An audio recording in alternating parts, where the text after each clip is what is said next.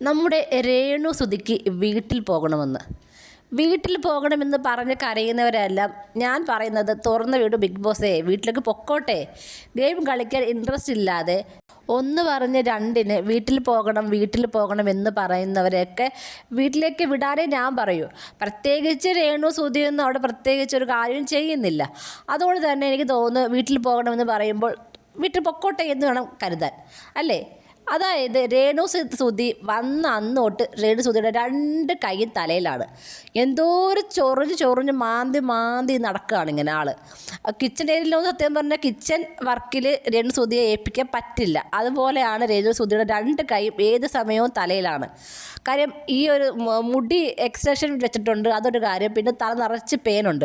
അത് വന്നപ്പോൾ തൊട്ട് പല ആളുകളും അവിടെ പറയുന്നുണ്ട്, നമുക്ക് ലൈവിൽ അത് കാണാൻ പറ്റുന്നുണ്ട്. രേണു സുധി തന്നെ പറയുന്നുണ്ട് ഇങ്ങനെ പല പ്രശ്നങ്ങളുണ്ടെന്ന്. പോരാത്തതിന് ആൾ കുളിക്കുന്നതുമില്ല, തല നനച്ച് കുളിക്കുന്നില്ല. തല നനച്ച് കുളിക്കണം, ഇടയ്ക്കെങ്കിലും ഒരു ആഴ്ച 2 ദിവസമെങ്കിലും കുളിച്ചുകൂടാടേ.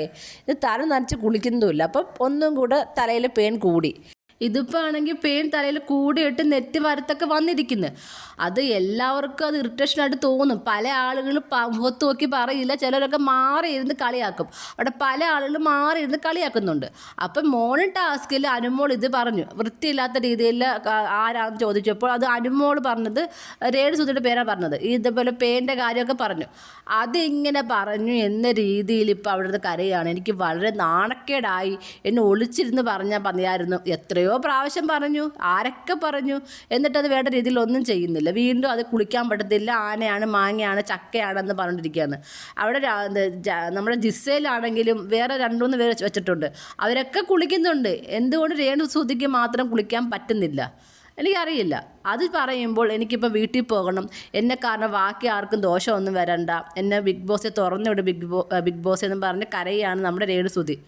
ഇങ്ങനെ പറഞ്ഞ് കരയുന്നവരൊക്കെ പറഞ്ഞ് വീട്ടിൽ വിടാനേ പറയത്തുള്ളൂ, അല്ലേ? ഓരോ ടാസ്കിൽ ആരെങ്കിലും കുറിച്ചൊക്കെ പറഞ്ഞേ പറ്റത്തുള്ളൂ. അതിനിങ്ങനെ വന്നിരുന്നുകൊണ്ട് എനിക്ക് നാണക്കേടായിപ്പോയി, എനിക്ക് സഹിക്കാൻ പറ്റുന്നില്ല, എന്നെ വേറെ എന്തോ പറഞ്ഞോട്ട് എനിക്കിങ്ങ് നാണക്കേടായിപ്പോയി എന്ന് പറഞ്ഞ് കരണ്ടിരിക്കുകയാണ് രേണു സുധി. സത്യം പറഞ്ഞാൽ ഇങ്ങനെ പറഞ്ഞ് വെറുപ്പിക്കുന്നവരൊക്കെ പറഞ്ഞ് വിടാനേ ഞാൻ പറയും. അവിടെ പ്രത്യേകിച്ചൊരു കണ്ടന്റും കൊടുക്കുന്നില്ല. അവിടെ ഗെയിം കളിക്കാത്തവരൊക്കെ പറഞ്ഞ് വിട്ടിട്ട് ഒരു 6-7 വൈൽഡ് കാർഡിനെ കയറ്റി വിടും ബിഗ് ബോസെ. അതാണ് വേണ്ടത്. എന്നാലേ എന്തെങ്കിലുമൊക്കെ കണ്ടന്റ് ഉണ്ടാകത്തുള്ളൂ.